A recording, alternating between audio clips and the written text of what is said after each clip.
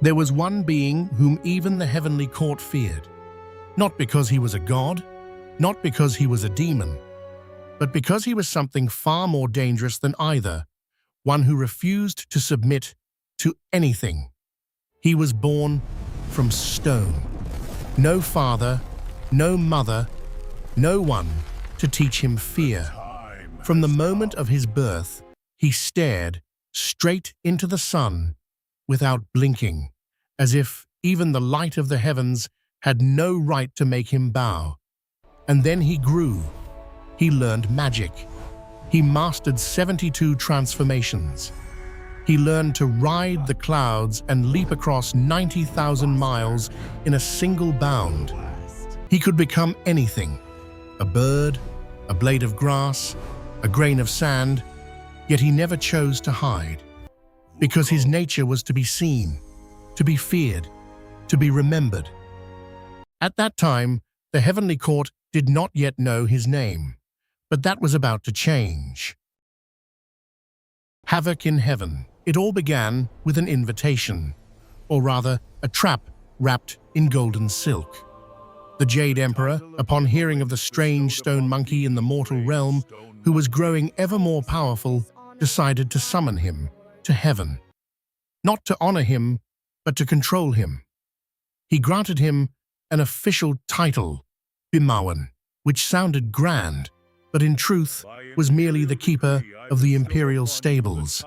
He accepted the position, setting off enthusiastically. For the first few days, he worked diligently, caring for the celestial horses with great dedication.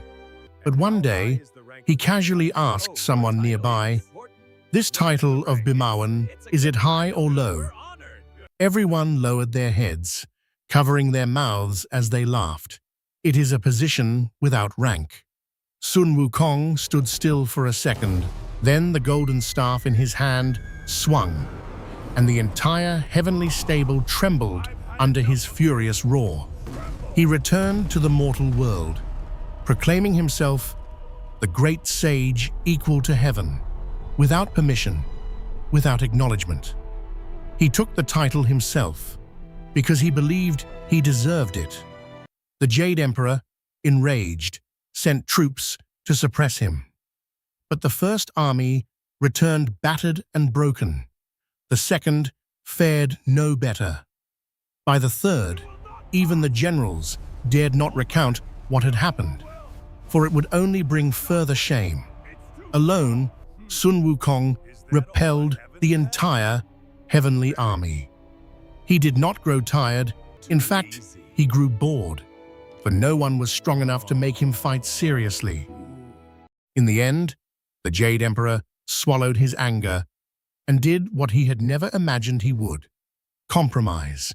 He officially granted Sun Wukong the title Great Sage equal to heaven, bestowed him a residence, and acknowledged his status, hoping that once his ego was satisfied, he would behave and remain in place. He stayed put for a very short time, because soon after, he discovered that he had not been invited to the Peach Banquet, the grandest feast in heaven, where all immortals gathered. The reason? He was not qualified. Standing before the gates of the Peach Garden, hearing music and fragrance drifting out, Sun Wukong felt something unfamiliar. Not anger, but humiliation. Despite his title, despite his recognition, he was still an outsider in their eyes. And humiliation for Sun Wukong quickly turned into the only thing he knew how to handle: destruction. He broke into the Peach Garden and devoured the ripest peaches. Then he snuck into the chamber of Laozi, where the elixir pills, refined over thousands of years, each capable of granting endless longevity, were stored, and he ate them like peanuts. When he returned, full and satisfied, the heavenly court finally realized the disaster. This time, the Jade Emperor would not compromise. All celestial troops were deployed, not to negotiate, but to capture him alive. The battle seemed endless. He fought Erlang Shen, the greatest warrior of heaven, in a duel of transformations so extraordinary that all of heaven held its breath. The two shifted forms endlessly in a strange dance of combat, half battle, half performance. But in the end, when Laozi cast down his diamond circlet from above, he was captured. They brought him back to heaven and subjected him to every form of punishment, execution, fire, lightning, but nothing harmed him. His body had been tempered by the very things they used to punish him: the elixir pills, the immortal peaches, and the flames of Laozi's furnace. So they threw him into the furnace, the one used to refine elixirs, hot enough to melt even divine metal. They believed this would be the end. But when the furnace opened after 49 days, he stepped out. Stronger than before, his eyes blazed like fire. From that moment on, they could see through all disguises and illusions. A triumphant smile spread across his face, and his staff swung once more powerful than ever. For the first time in history, heaven did not know what to do. Desperation.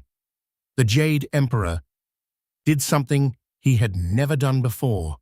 He bowed and sought help. He summoned the only being in the three realms more powerful than himself, the Buddha. The Buddha came from the West, unhurried, silent. He walked as one who already knew how everything would unfold, because in truth, he did. Sun Wukong stood before him without fear. He stared into the Buddha's eyes, searching for signs of power, authority, something worthy of caution. But before him sat only a monk, calm and smiling gently. Is that all? He was almost disappointed. He began listing his achievements, his voice echoing through the silent court, each sentence a victory, each victory a reason why the throne should belong to him. He spoke of his strength, his powers, the immortality he had seized for himself. The Buddha listened, without interruption, without admiration or disdain, just listening, with a smile that never changed. When Sun Wukong finished, the Buddha finally spoke, his voice calm as a distant bell. Very well, but first, leap out of the palm of my hand. Sun Wukong looked down at the vast hand, large indeed, but still just a hand, and burst into laughter. This was the challenge for one who could leap 90,000 miles in a single bound. He gathered his strength, then shot upward, so fast that the sky could not see him move, only a streak of light tearing through everything. He passed the first layer of clouds, the second, the 10th. He crossed stars that even immortals rarely reached. He went beyond the limits of all he had ever known. Then he saw them, 5 towering crimson pillars radiating an ancient, solemn light from before the universe had taken shape. He landed among them and looked around. There was nothing else. Laughing proudly, he plucked a hair, turned it into a brush, and wrote on the central pillar, "The great sage, equal to heaven, was here." Then, true to his nature, he left his own mark at the base of the pillar in a very personal way. Satisfied, he returned. The Buddha was still there, the same smile, as if he had never taken his eyes off him for even a moment. "I have reached the end of the universe," Sun Wukong declared triumphantly. "Now, that throne is mine." The Buddha said nothing. He simply turned his palm over. And for the first time in his life, Sun Wukong felt something cold run down his spine. Right in the center of the Buddha's palm, at the base of the middle finger, were the familiar words, "The great sage, equal to heaven, was here." And beside them, the unmistakable trace of the mark he had left. Sun Wukong stood frozen. His mind, which had processed countless battles in an instant, now seemed completely paralyzed. He had never left the Buddha's palm even for a single step. It was the first moment in his life that Sun Wukong faced a truth he could not defeat, could not transform away from, could not break with his staff. A simple, brutal truth. There were things beyond his reach. Before he could react, the 5 fingers closed. Slowly. They transformed into 5 mountains, pressing down and imprisoning him between heaven and earth. Sacred seals locked every crevice. No magic, no power could break them. 500 years and a promise, and then silence. 500 years passed. The one who once shook heaven now sat alone beneath the mountain, listening to the wind through the rocks. No enemies to fight, no one to challenge, only time and thoughts he could no longer escape. That was the true punishment.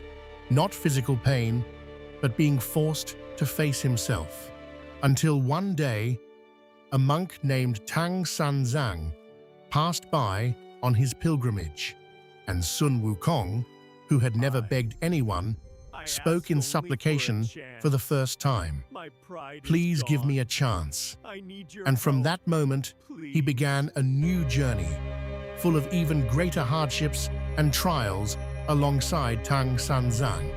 Follow us to await the next part.